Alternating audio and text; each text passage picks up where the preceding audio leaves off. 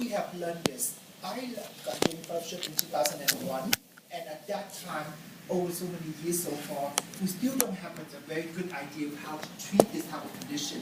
And there's always been a struggle for many of us who deal with ocular inflammation, how to convince our colleagues to understand, let them understand that to treat this type of disease, one needs more than just topical steroid for this aspect.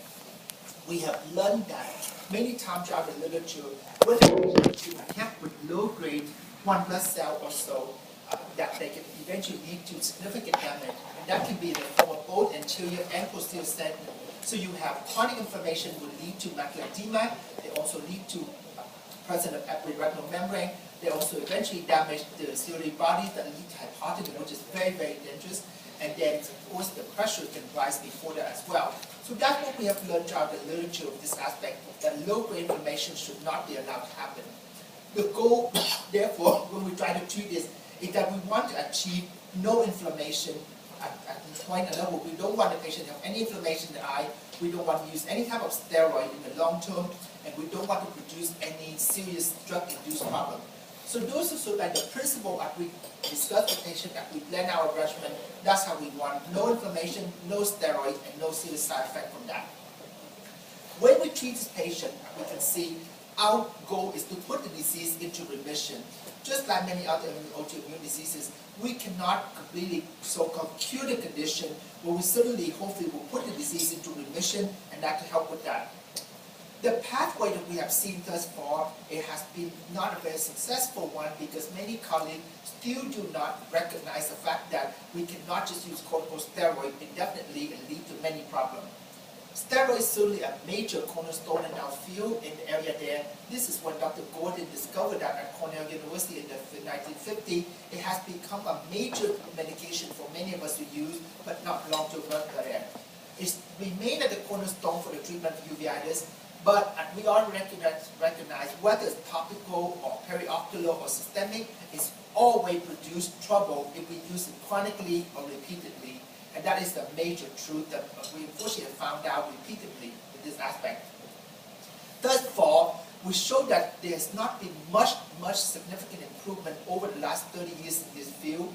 And why is that, and how is that possible? The fact is that, at least in the United States, a number of the ophthalmology do not necessarily have somebody specialized in uveitis at that department, so that many times the patient are just managed based on some of the experience some of the other faculty have, and therefore, if they are being trained when they were younger that just mainly to use steroid, they will continue to use more corticosteroid, and therefore it's really exposed the patient to different forms of treatment, and therefore the residents of the fellow graduating program will then continue that same process and perpetuate the problem that we see over the year. So this is a question that we ask: is it truly that people still continue to use corticosteroid without very much worrying about the side effect? So about 5-6 years ago, we conducted a study here in the United States where we thought that the case at the very highest end of the aspect, at least try to follow the rule. And this is a study, I look at this as a cross-sectional study where we selectively go across the United States looking at both ophthalmologists and rheumatologists who actually manage our patient with uveitis, and through a randomized process, select our group of rheumatologists and ophthalmologists, and then go to the private offices and ask permission to look to the chart to see what type of management they do. And many people say, oh, we are fine with treating the patient very nicely, we don't keep them tracked, we don't keep them on high-dose steroids, and unfortunately that is not the truth. So this is, when we look across the United States and this aspect from there, we think a majority of the physicians still keep the patient on the standard maintenance dose of steroid that were more than 30 milligrams daily for that. And that's what they thought, that they follow the rule, but unfortunately they don't, and that's been a significant thing. So when this manuscript came out, it was shocking to many of us in there that, right away, that yes, if you look at some major center like National Eye Institute or certain major center like VGI in India here, where the physicians are so well known, so well trained, yes, we don't have that problem, but at many places across the world, this is considered a problem of that. And when we asked the question of that, the majority of the physicians that were surveyed did not use or were not aware of treatment guidelines for uveitis. And that is, they're not sure what the international uveitis study groups show. They are not familiar with what American Uveitis Society show in this aspect. And so it's very unfortunate that 75% of them do not follow just guideline when they're treated. Now, for those who are familiar with that, then they follow religiously and they do quite a good job, but that just is a minority. And this, the majority of the physicians who care for patients with uveitis did not do so. And this is unfortunately the truth, and it just happened within this past decade when this study was performed from here. So, over the decades, we have not, fortunately, very successful in educating our residents, our patients, and as well our colleagues, what is the best way, how to best manage this to avoid the complication that can be left from treating patients with chronic corticosteroid. And the use of the immunomodulating therapy, IMT, has slowly gained, but still not at the pace that we would like to see. When we treat our patient, the goal when we treat our patient with uveitis is that we want to obviously preserve the function of the eye. We don't want to end up with the eye that's hypotenuse and then senseless. By that time it's too late, we cannot do anything about that. We always, as we have a patient in front of us, we want to make sure the risk-benefit ratio is correct. We understand the diagnosis, we use a step-ladder algorithm, and then if one is not comfortable in using immunomodulating therapy, then we partner up with other colleagues to try to help that. And the principle here is what we say, we have to use this enough, and we have to treat it soon enough, we have to use it strong enough. Yesterday, when one of the cases were presented with the possible diagnosis of symptomatic ophthalmia, and you can see, we recommend if you're going to use the dose of corticosteroid, use a very high dose of it. 30 milligrams is not sufficient. If you're going to use 60 milligrams or use intravenous. In other words, if you're going to choose that route, do it and do it very powerfully so that you can control it. And then after that, you taper that, so that way you can get the effect that you want to achieve. Our colleagues in rheumatology have also looked at that over the year, and they have learned to that aspect. Initially, they usually start the patient on steroid, and then non-steroid therapy first, and then reserve the immunomodulating agent later. But then they result in significant joint damage and with great disability. So therefore, the goal is to start the steroid-sparing immunomodulatory agent early in the process so that you would not lead to complication. And then the toxicity of the medication effect is also less with this approach, not waiting for the patient to suffer from side effects from steroid and then wait until the end. Again, our goal is, the mission for us is to put the patient to remission so that they can be disease-free, disease-stable, and then also be drug-free and less effect. So the goal here as ophthalmologists, we can and should learn from our colleagues in rheumatology so that we can put the disease into remission without having the damaged joint, or in this case, a damaged eye from that. The concept behind that is that the eye is so much less forgiving than the joint. You have multiple joints and they may take a while to damage. The eye, we don't have just a luxury. So if you let chronic inflammation occur, it will continue to damage the eye further and very quickly for that. So now we're going to go over the various model of care with patients with uveitis here. So certainly the diagnosis is important, whether we've been talking throughout the last 3 days, infectious, or the autoimmune, the malignant or other masquerade. For Professor Gupta, just spend an hour explaining very nicely what happened in that matter, and then idiopathic as well from that aspect. So our principle, our concept when we discuss with our resident fellows, that we know that not all the residents will go into uveitis. That's rare. Usually one or two of them from the program will go into that, and he or she is usually really have a certain aspect of that. So many of the resident fellows graduating from program would not have been trained properly to manage patients with uveitis, which is very completely fine with that aspect. But when you're unsure, please refer the patient. And if it's chronic, please refer the patient. There's no point to keep a patient in your care that have chronic inflammation that you don't have a clear diagnosis yet. Go out, seek some help. That's very important for your own self and for the patient. Of course, that's most important. And so, if we find that the patient is appropriate for IMT, then refer the patient, if you don't want to manage the patient yourself, refer the patient to a chemotherapist who can help you to manage this aspect. Several principles hold. As I mentioned yesterday, if there's an infection, then obviously treat it with antimicrobial therapy. That's very helpful. If you need to use corticosteroid, then you can consider a different route: topical, regional, injection, intravenous, and intraocular. So, I say, do it, but do it very aggressively, do it very rapidly, so that you can put out a fire very quickly with that. The principle of using non-steroidal can also be appropriate if it's in the right case. And here's a big if. If it's in the right type of cases, you don't use non-steroid NSAID in case of bullshot, for example, because you know that it will have very low effectiveness in that NSAID. But in certain selected cases, it will be very helpful. And this can be topical or systemic. So systemic NSAID therapy has been very good and underappreciated, I believe, in some way. But it can really help to maintain disease-free. For example, cases with V27 associated recurrent non-granulomatous uveitis. That is a very good way to use NSAID in that aspect from there.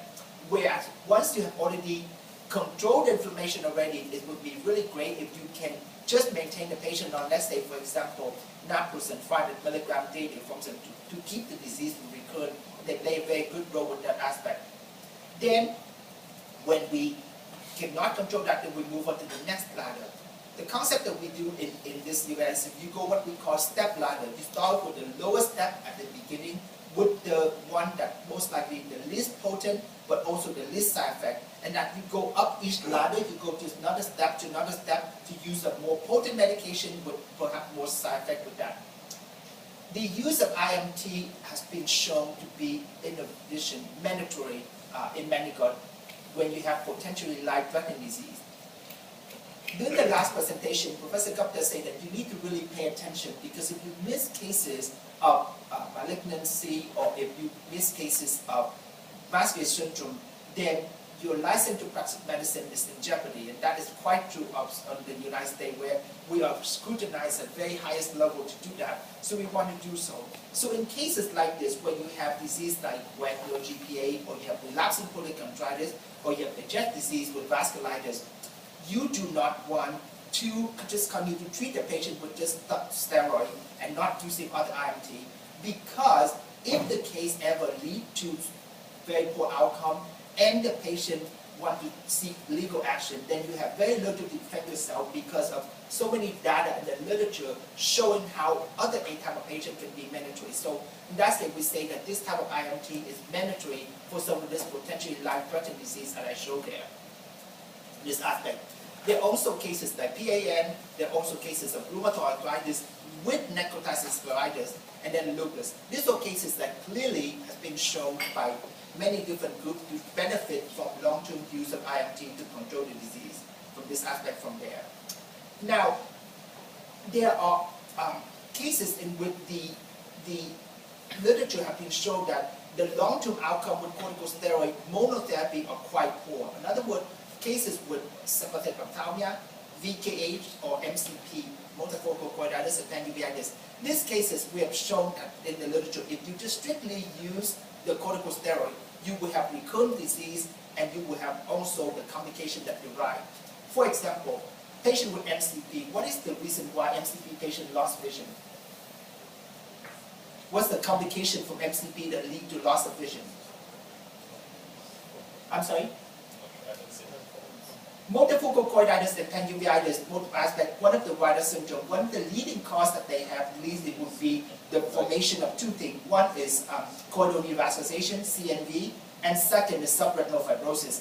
That's how you have patients with MCP lose the vision.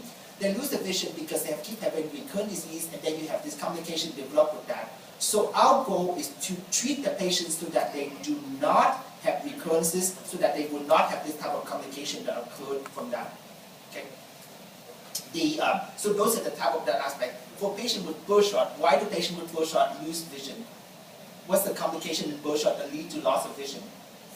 CME. So that question often occurs in many different type of board, oral board or written board exams. So that you should know. So for birdshot it's macular edema. For MCP is the choroidal neovascularization and the subretinal fibrosis. That aspect from there.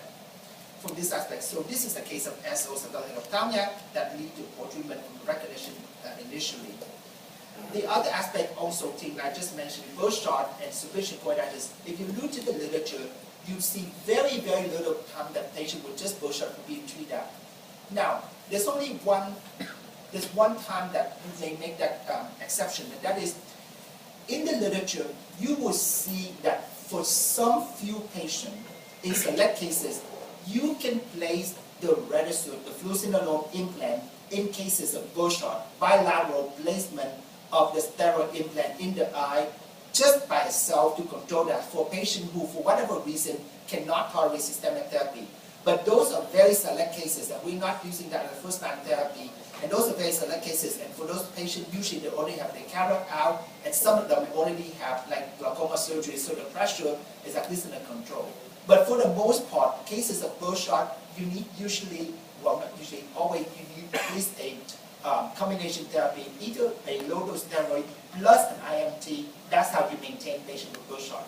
And something with serpiginous too. Now serpiginous, you know, once we rule out any potential infections like TB, that's what you treat it. And sometimes for serpiginous, you either need triple therapy or you need an alkylating agent to stop that. The other model recommendation is that some of those cases I mentioned are mandatory, for example, Wagner and lupus.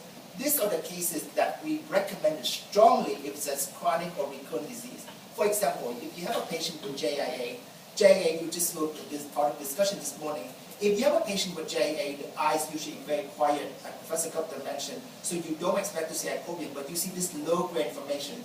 So you treat the patient with topical steroid, initially very aggressive to control it, and then you put the patient on a systemic, hopefully systemic, non-steroidal drug so that you can help to prevent recurrences in there. You don't want to use steroids in the child because that will inhibit the growth of the child. But let's say the patient failed to respond and you still have some recurrence, they won't keep the eye quiet enough for you to say we can control. Then you would control at that time with some of the systemic medication. And in that case, an anti-metabolite like methotrexate will be very helpful in that case. And then other cases here, sarcoid, tenu, postmelonitis, B27, those are some of the cases that have been shown to be beneficial. By the way, how many of you have seen cases of tenu here? What's tenu? Okay, tenu is tubercular interstitial nephritis, and so anyone know what is the testing to diagnose tenu? Beta-2 microglobulin.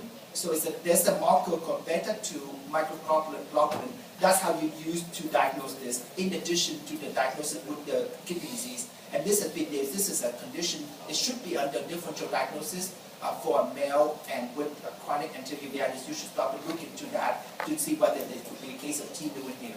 So any of these you should definitely benefit from the treatment with long-term IMT in here. The other aspect is, as I mentioned, the early referral is very important and this cannot be overemphasized. Again, if you don't think that you have been able to control the inflammation, that keep on chronic or referral, just ask another colleague to help, because sometimes another set of eye will really help and give you some input into that. And nothing wrong with this. Medicine is so broad, even within the field of ophthalmology, we do not know everything and we never claim to know everything. So when we don't know some cases, it's best to seek help from people. And this morning, you heard Professor Gupta, he already volunteered service because he now has a lot of free time. So when you need help, that's the giant encyclopedia right there. You can ask for cases for help in that part from there. In the field of uveitis, we set up this before practice pattern that based on some of the recognition from the academy to set up the concept of how we should do whatever it takes to achieve that goal, to do that part from here. So when we treat inflammation, we use a number of the immunomodulating, immunosuppressive agents that you have there on the left-hand side. And then on the right-hand side, there's a list of the biologics that we can consider in that. So from the left-hand side, things that we commonly use, we have seen methotrexate, you've seen azathioprine, you've seen mycophenolate mofetil, cyclosporin, cyclophosphamide, chloramphenicillin. Those are some of the ones that we use. Things like tacrolimus can also be used in select cases as well to do that. But you grow at the level of comfort. If you feel comfortable with it, use it. If it doesn't work, do not go, just continue with that. And then on the left hand and the right hand side is the biologic with this thing. In that we have the infliximab that we mentioned about, adalimumab is another one, rituximab that you have seen here. So one of the debate questions that we have is that, for example, the question is like when you use methotrexate, do you prefer to go all the way to the highest possible level of methotrexate, let's say 30 milligram daily, weekly, versus using a lower dose of methotrexate and in combination with the other? So that is a question that one often have: should we maximize the dose of one agent and then push the side effect level to other aspect, or we use a combination? So for me, I prefer to use the latter. In other words, I don't push methotrexate more than, let's say, 25 milligrams weekly to this aspect. If I don't see the effect from that, I don't go up higher to, let's say, the dose that we use in neuro-oncology. I'd rather use in combination with another drug. The rationale for that, in my part, is that I then do not put the patient at the risk for developing side effect from the highest dose level. So I prefer not to push the limit of the drug to the highest level before I do that. And so I'd rather that by using combination after I get to a certain level. And that's a personal style things, and some colleagues may use it differently, but that's how I normally do for myself when I choose this drug in here. And then if I have to use, I use like methotrexate 25 milligram or 20 milligram weekly, and then I combine it with, let's say, with cyclosporin or with infliximab, depending on the cases there. So that's the treatment for that. The inflammation that we see in here, they have different level here. You have cytokine blockage in the adalimumab and infliximab, for example, those things. You also have the signal blockage like rituximab and abatacept that you can consider for this aspect from there. The philosophy that we use with this aspect is that, again, I like to consider a step ladder approach to achieve the goal. Whatever we take to do to make sure that we reach that part. And that is, we want to, again, no inflammation, no hydrosteroids, and no side effect for the patient. So that will be our goal for that to take there. And to do so, we want to look at specific diagnosis. We want to consider when to use corticosteroid and when to stop it, when to use NSAID, when you can begin immunomodulation. And then some of this aspect, the stress management and the lifestyle changes, definitely are important too. Sometimes we don't like to believe that there's certain not so-called non-medical affected in it, but if you notice your patient with this thing, a lot of them will come in and say that during this past weeks or 2 weeks, I have due date at my company and I have to finish the project and so on, and my eyes start to hurt again. Or you have students in colleges who have come into our clinic during the final exam period when they have to study really hard. This aspect that can lead to that. So there are related to stress effect from this. And the stress usually has to do with when you're under stress, your hormonal level change, and when your hormonal level change, then it also impact on the inflammatory marker. So that definitely is possible as well. The various groups have put out several sort of like guidelines for this aspect. So the IUSG, how many of you know about IUSG? International Uveitis Study Group. I think many of you, glad we share this, so many of you should go up and aspire to join this group. This is one of the oldest and probably most prestigious group in the uveitis. It consists of all the leaders in uveitis in that aspect, and from international way. And they meet and they help to set up many different work. And one of the things they do, the IUSG does, is that provide guidelines for the use of immunosuppressive chemotherapy here.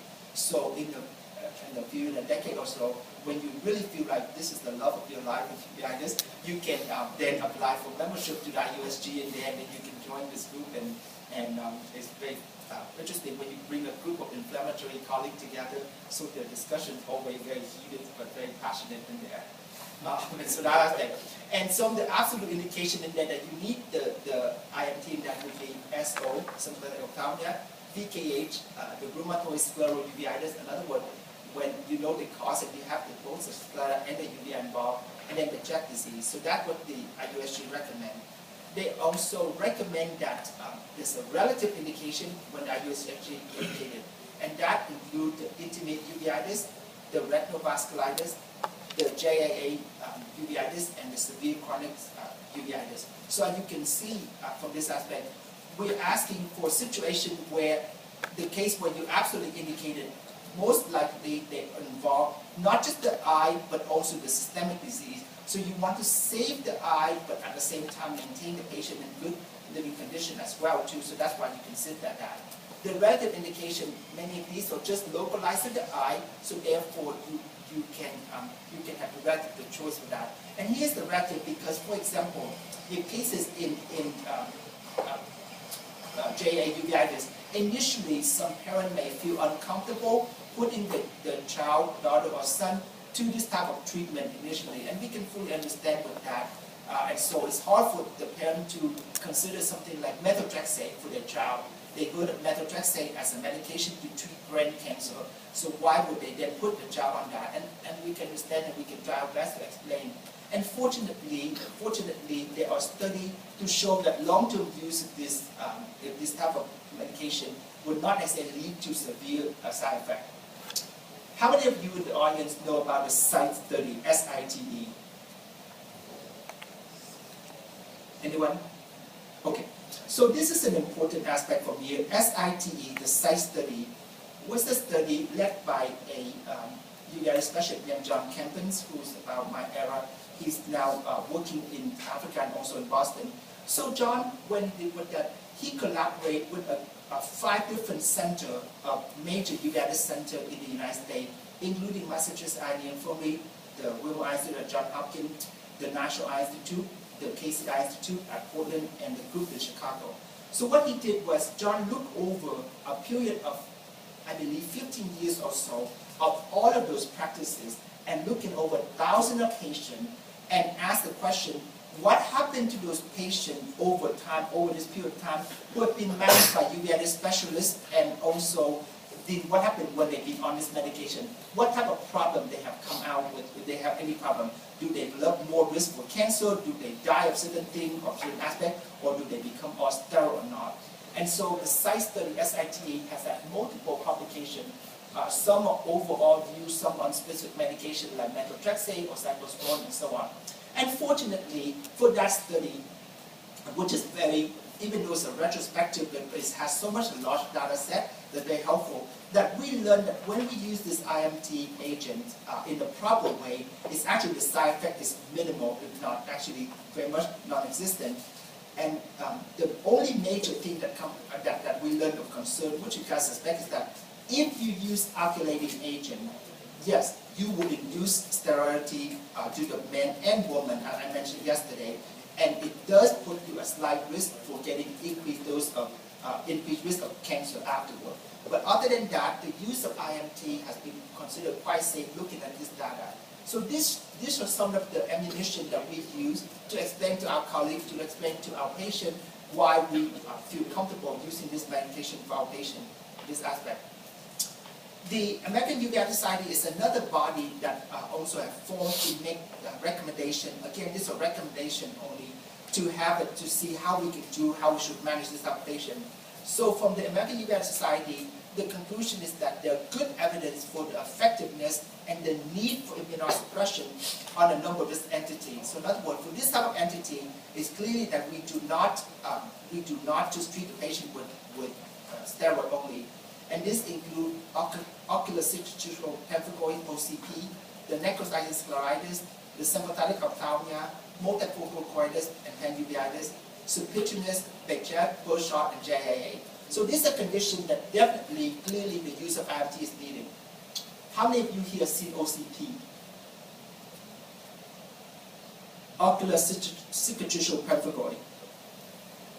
Okay. So this is a condition, it's kind of important that you notice too. Sometimes it's on the same kind of differential diagnosis as trachoma that you look at that.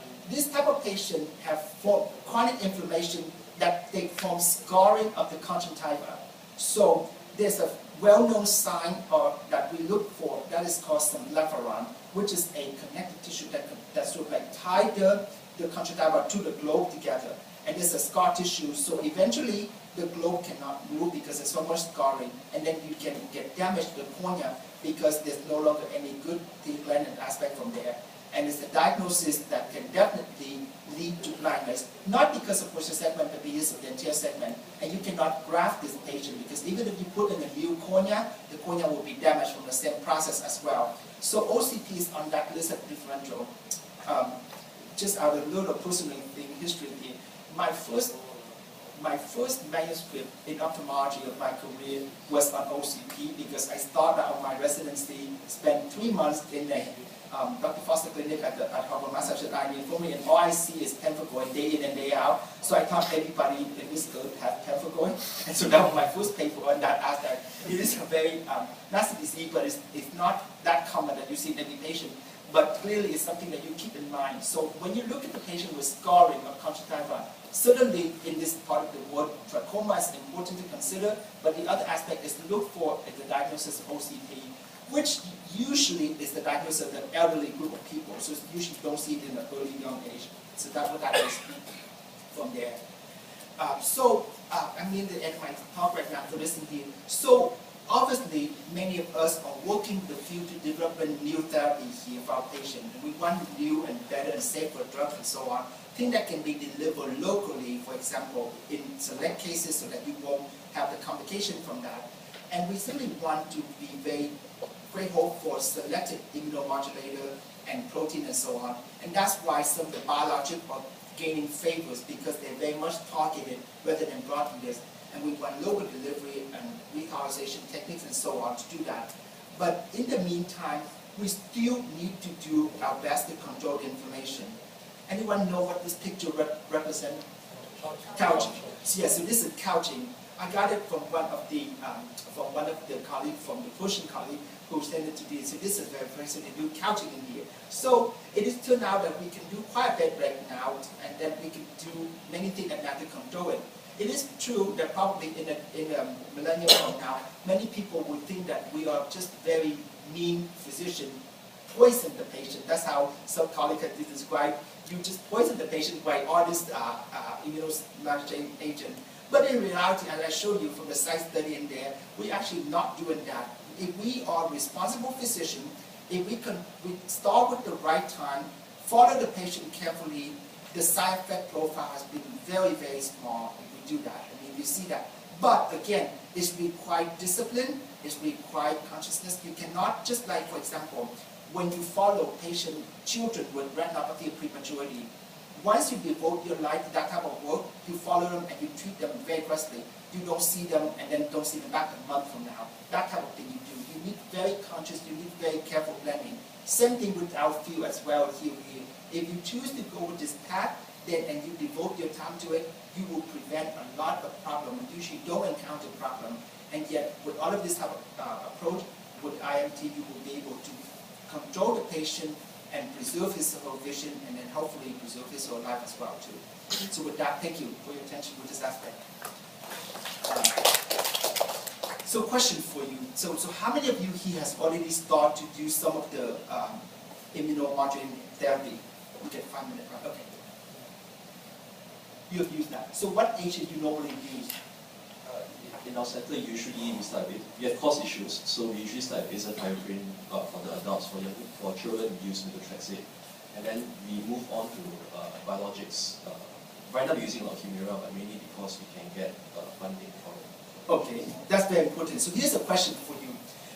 If a patient needs immunomodulating agent, and she also is a young lady who now also wants to be pregnant, which of this agent is considered the safest, not completely eliminate, which of these is considered the safest that you can start for the patient while she is pregnant? Anyone? Not all the agents. Yes, so in other words, if you have to maintain the patient on an IMT during pregnancy, which agent should you use? I'm sorry? No, it's actually azathioprine. That's why I mentioned that. So azathioprine, among the high-risk OB, they consider that the safest. So when I have a patient, let's say I have a patient on, the patient of mine, PIC, spontaneous cardiopathy, that I need to maintain her because of the recurrences. So over the last 8 years and 10 years, so I helped her twice now to have 2 children, and anytime I need to switch over, I have changed it to azathioprine. So azathioprine, in the field of reproductive endocrinology and OB, they consider it safest. So if you have to switch over, that's the agent you switch over to azathioprine in that aspect. And it's still fine, it's a good anti-metabolite, it's just twice daily that you use, but it's fine. Anyone else have used any of these? Like I agree with you, but other thing what we try to do also is to always check with the pharmacist again, just before giving, because sometimes there are so many changes which keeps on happening. So usually wherever if your hospital is well equipped, we better check with them. because in which category or which class of the drug it comes as far as the pregnancy is concerned. That's very true, correct. So definitely, if you have this type of patient, there's a field called high-risk OB that may be appropriate. They do specific like this, and then with patient who have had, for example, miscarriage before, so and definitely any patient of ours who went on to become, want to become pregnant, then you work with them, but they definitely have an high-risk OB who can then discuss with you what medication, and like Dr. Rubish said, that's very important to find out. Even when you give intravitreal injection dose and endophthalmitis and all, usually, though you will memorize it, but if it is not so frequent you are getting endophthalmitis, don't go with your memory of thinking it is 0.1 milligram or it is 2.4 milligram and you end up giving like 0.01 or 0. I think there is always a checklist, you can always check it again and again. Yes. That's right. Yes. Sometimes you go with your memory and you may probably do like Foscarnet. Every time I've been asked in 6 months once, what is the dose of Foscarnet? Though I remember, but I said better always check it in your. And many hospitals now, the pharmacy is pretty good. They have a checklist so that you put into it, and it's very much, well, they require you to enter all electronically now, of course, in there, so that when you go in there, they immediately run like a cross-reaction type of treatment to make sure that we don't over-order or cross-reaction or something. Okay, great. So any of you, yes, go ahead. Can I just ask, because since you brought up HLA-B27 and the uveitis practice pattern, so HLA-B27, you mentioned that you use oral NSAIDs to prevent recurrences. It's something that has appeared in the literature, but not something that's very strongly believed in. But I'm going to ask you, you use naproxen once a day for a long period of time? Yeah, so in fact I do. So I use that as my first line to maintain for recurrences. Now I also have a very low threshold. If the patient cannot be maintained on that, then I quickly move to, let's say, an anti-metabolite from this aspect. And of course, when you keep the patient on long-term NSAID, you also have to follow the patient to make sure that the count is the right count, that they're not bleeding and that type of thing.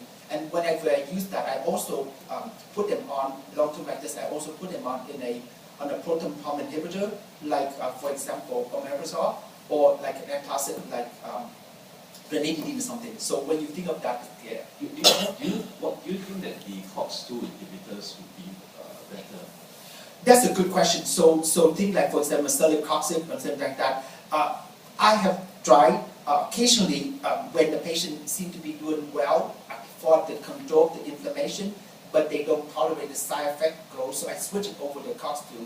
But otherwise, often I just, if they don't do well, I just move on to the anti-metabolite. So, and the other thing I'd ask is that with regards to the uveitis PPP, a while ago I saw an interesting statement in the uveitis guidelines about the use of sulfasalazine as preventive therapy, as one of the preventive therapies for HLA-B27 uveitis. It's actually in the AO uveitis thing. And the understanding that I have is that the belief how sulfasalazine works is that it reduces the gut permeability and something to do with microbiome in the gut. So what's the belief in that? So you just addressed the point in that the microbiome is one of the aspects that they were thinking there.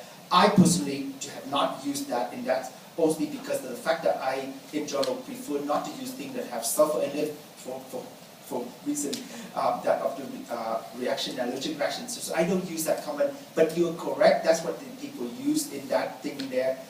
Some of the work from Professor Pei Xiang from China has led to some of that aspect and say that the microbiome is a good aspect to control, to look at it, and you prevent that. Because people there figure that you have, let's say, the B27 marker there, but there's something to trigger it, to cause it. So they thought that would be the way to control it. Dr. Gupta, do you have any comment on this? Because I personally don't use this, but I know that the people, colleague has mentioned this. This is like use sulfasalazine compound to maintain disease-free for things like B27. We used that long time back. If you can recall, our rheumatologist was very fond of. Now I think they've shifted to chloroquine is required, hydroxychloroquine to maintain, because it's a very good drug to, but again the toxicity is these drugs. But currently I don't think we are using maybe more than 10 years. Yes. I have a small comment about COX-2 inhibitor. Maybe I may not be talking about that in scleritis a little bit. But this one are very, very good for scleritis, the COX-2 inhibitor, where it is a kind of a mild to moderate kind of a scleritis, and where you want to maintain that. I think we have used it, and we have used it in neutrophils, and I've from my own experience, and it can work very well. Even there's a medicine called as clopidogrel, which is not available in Singapore, and it's oral one, and it is very good when you want to maintain. About the article, there is one. I think another thing, there was an article published on chlorambucil in sympathetic ophthalmia, I think 3 years before. Suddenly, while you read some of these articles which are published, don't go by 5 cases or 10 cases and someone has that experience. You read it with a pinch of salt, because sometimes they just publish chlorambucil is good, and then you go on and okay. Very recently, Chisun Paik, Endutic, and James Rosenblum and all, they published an article in ophthalmology. That guidelines are called as focus guidelines. I can send you that copy, and that gives you each and every question you need to know about starting or stopping the immunosuppressive therapy. It's a very self-explanatory article, and that has given the opinion of around 150 experts around the world, that you can blend in case if you want to have that. But I think that we're very glad to see colleagues like you, the next generation of us, when I'm retired, sitting here laughing because first got much better than me. But just retired, we have good people like this to come up and care for us. But I'm glad that you get the chance to learn this, because true, there probably only maybe 1 or 2 of you will go on to become like the uveitis, in the field and go on. But this is good that you're exposed to this. At least you have a concept that yes, there are things beyond corticosteroid to treatment this condition. You don't have to be the one who understood it or use it regularly, but you should be the one who say, okay, why we keep using this? Can we consider other agents? And that's the concept. I mean, if you can leave this also and have that concept, and when you go back to your country and when you care for your patient, you keep this in mind, that's very helpful. And some of you may be in a situation where the institution you have many senior people and you may not want to attack, and I say, why don't we not use it? Because from a cultural perspective, that may not be appropriate, but at least you can slowly, maybe sending him or her some paper and say, what about this? Does this article seem something interesting like that? Because I do know that it's not easy to break through the mold, but as you can see, if we don't, our patient will suffer from this. So I'm very happy to see that there are many people interested in this field, so at least to show that there are potential ways to help the patient beyond corticosteroid. We'd like to thank Professor Quan for his. Sorry. I'd like to ask, if the cost is not an issue, what is your first and second line of the medication that you prefer? If cost is an issue, what is the other first and second line of the medication that you prefer? If cost is an issue? If cost is an issue and if the cost is not an Okay, issue. so if cost is not an issue for this aspect, I usually start out my first line right now for agent dissociative IMT is mycophenolate, and that majority of us use that because of this very low side effect profile throughout the world. It's very safe to use in general. We follow that. So far that has been a very good way to do that. And of course that's not appropriate for everything. So if you have, on the other hand, if you have things like the Czech disease that I mentioned, then definitely that is not strong enough. In which case you will go right away to a biologic like a TNF alpha inhibitor to do. So it depends on that aspect. With this aspect, the biologic is not cheap, as you know, so that may be a challenge for them. But if that is the case, that's what I would do. Why mycophenolate over methotrexate? I just found that the safety profile, and also when patients on methotrexate, they have a lot of fatigue, and so they feel that they don't feel as good from this aspect from there. So that's why we use mycophenolate for that. If cost is an issue. It's cost an issue, so I think that if cost is an issue, then you can consider azathioprine, which I believe is less costly, and methotrexate is very cheap from this aspect. You would use that. I would not start with a T-cell inhibitor unless I know specifically that, for example, first shot cases that seem to respond better to the T-cell inhibitor than that one was used. But they just have more side effects, so we always keep that. Okay, thank you. Personally, I had very good experience with azathioprine, and it works very well. And most of the uveitis and all, it works very well. And very rarely I have to, like some of the patients who cannot tolerate azathioprine, then to switch over to mycophenolate and all. But what happens there is, if cost is not an issue, like in NHS, mycophenolate is sponsored by NHS. straight away the patients are put on mycophenolate instead of even trying on the azathioprine. So that's where you really do not know what is an insurance is covering, then whether you go on for that. But for practical purposes and for the safe anti-metabolite and all the thing, I think azathioprine is a very, very good one. For a lot of you to practice as a general level, when you want to step up, then probably you need to refresh your knowledge and whatever the requirements. With that, we'll invite Professor Amod Gupta, who is not only uveitis specialist but one of the